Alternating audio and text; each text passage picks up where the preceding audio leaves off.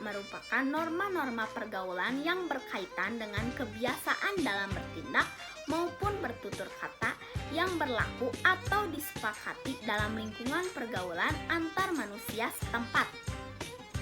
Gambar 9.5 merupakan contoh dalam tata krama berkomunikasi. Dalam tata krama berkomunikasi, hal yang harus diperhatikan yaitu berbahasa yang baik ketika berbicara, dengan yang lebih tua harus lebih sopan, dan masih banyak lagi. Dalam gambar 9.6 merupakan contoh dari sikap santun. Dalam gambar ini menjelaskan bahwa seorang anak harus berpamitan terlebih dahulu kepada kedua orang tuanya. Dalam gambar 9.7 menunjukkan tata krama dalam berpakaian. Dalam gambar ini menjelaskan sebuah keluarga yang menutupi auratnya sesuai dengan aturan.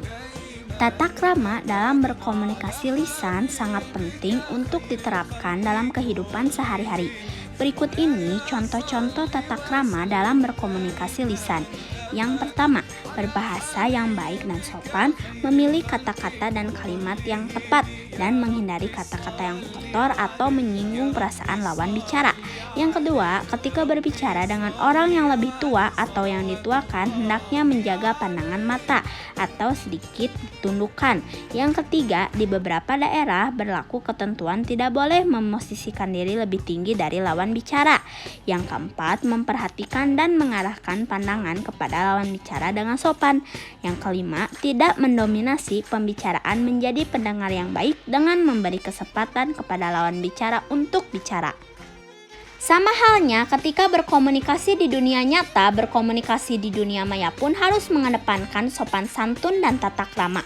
Seperti pada memasang status atau tweet, chatting, posting foto, video, dan lain sebagainya. Setiap pengguna layanan media sosial mempunyai hak dan privasinya dan layak untuk dihargai serta dihormati. Oleh karenanya, pilihlah kata-kata dan kalimat yang baik ketika menggunakan media sosial. Ketika mengunggah gambar atau meme atau sejenisnya, pilihlah gambar atau meme yang baik dan tidak menyinggung perasaan orang lain. Tata krama dalam bersikap juga sangat penting untuk diterapkan dalam kehidupan sehari-hari. Berikut ini merupakan beberapa contoh bahasa tubuh yang perlu diperhatikan ketika berbicara atau berinteraksi dengan orang lain. Yang pertama, jangan silangkan kaki dan tangan. Kedua, lakukan kontak mata dalam tempo yang singkat, jangan terlalu lama. Yang ketiga, buatlah jarak antara kedua kaki agar menunjukkan bahwa kita dalam keadaan nyaman. Yang keempat, posisikan bahu dalam keadaan santai. Yang kelima, mengangguk kecil ketika lawan bicara sedang berbicara. Yang keenam, tampakkan muka berseri, tersenyum, atau tertawa pada situasi dan kondisi yang tepat. A'udzu billahi minasyaitonir rajim. Bismillahirrahmanirrahim. Ya bani Adam qad anzalna alaikum libasan sayuwari sawatikum warisa walibasut taqwa zalika khair zalika min ayatillahi la'allakum yadzakkarun, yang artinya aku berlindung kepada Allah dari godaan syaitan yang terkutuk dengan menyebut nama Allah yang Maha Pengasih lagi Maha Penyayang. Wahai anak cucu Adam, sesungguhnya kami telah menyediakan pakaian untuk menutupi auratmu dan untuk perhiasan bagimu. Tetapi pakaian takwa itulah yang lebih baik. Demikianlah sebagian tanda-tanda kekuasaan Allah. Mudah-mudahan mereka ingat. Quran Surat Al-A'raf ayat 26. Assalamualaikum Siti.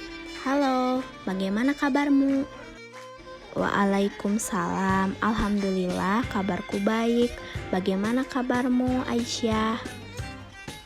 Alhamdulillah kabarku juga baik. Wah Aisyah, kamu cantik sekali memakai hijabmu. Aku kapan ya bisa hijrah seperti kamu? Ayo Siti, hijrah itu jangan dinanti-nanti. Ayo tutupi auratmu. Kan kita sudah belajar mengenai Quran surat Al-A'raf ayat 26. Kalau aurat itu harus ditutup.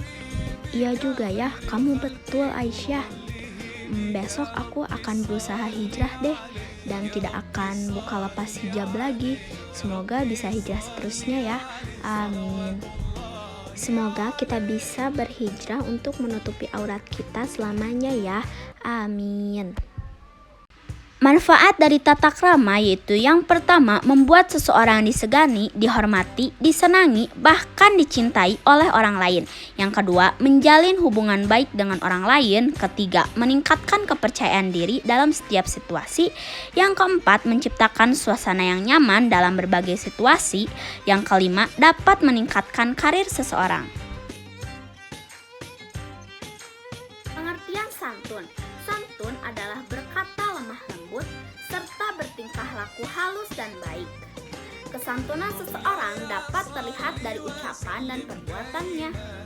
Santun dapat disimpulkan menjadi dua, yaitu santun dalam ucapan dan santun dalam perbuatan. Bismillahirrahmanirrahim. Wa idza akhadna mitsaqa bani Israila la ta'buduna illallah wa bil walidaini ihsana wa dil qurba wal yatama wal masakini wa qulu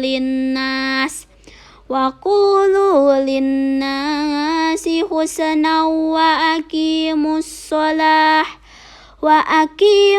salata wa tuzakah summa tawallaitum illa qalilam minkum wa antum mu'ridun. Yang artinya dengan menyebut nama Allah yang Maha Pengasih lagi Maha Penyayang.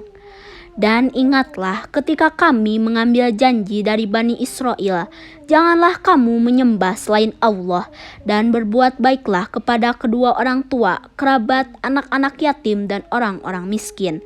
Dan bertutur katalah yang baik kepada manusia, laksanakanlah sholat dan tunaikanlah zakat, tetapi kemudian kamu berpaling mengingkari kecuali sebagian kecil dari kamu dan kamu masih menjadi pembangkang. Quran Surat Al-Baqarah ayat 83. Quran Surat Al-Baqarah ayat 83 memerintahkan kepada kita untuk bertutur kata yang baik kepada manusia, teman, kerabat, keluarga, bapak atau ibu guru, dan orang tua wajib diperlakukan dengan baik. Manfaat dari sikap santun diantaranya yang pertama, mudah diterima oleh orang lain. Yang kedua, menunjang kesuksesan. Yang ketiga, dicintai Allah Subhanahu wa Ta'ala dan Rasulnya. Dari Abu Hurairah dari Nabi Shallallahu Alaihi Wasallam, beliau bersabda, iman adalah pokoknya, cabangnya ada 70 lebih dan malu termasuk cabangnya iman. Hadis riwayat Muslim. Sikap malu yang salah yaitu malu untuk membantu orang yang kesusahan. Yang kedua, malu untuk maju ke depan kelas. Yang ketiga, malu sholat ke masjid. Sikap malu yang benar yaitu malu bila tidak sholat. Kedua, malu apabila berlaku maksiat. Yang ketiga, malu bila tidak jujur dengan lisan dan perbuatan. Selama rasa malu masih terpelihara dengan baik, seseorang akan hidup dalam kebaikan. Ia akan memiliki kekuatan dalam berbuat kebaikan dan menolak kemaksiatan. Sebaliknya, apabila seseorang tidak lagi memiliki rasa malu, ia akan hidup dalam keburukan. Begitu hilang rasa malunya, hilang pula kepribadiannya sebagai seorang muslim. Ia akan terbiasa berbuat dosa, baik sembunyi-sembunyi maupun terang-terangan.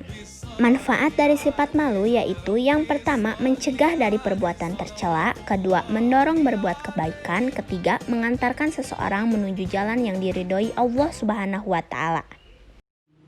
Sekian Sekian dari saya, mohon maaf apabila ada kesalahan. Wassalamualaikum warahmatullahi wabarakatuh.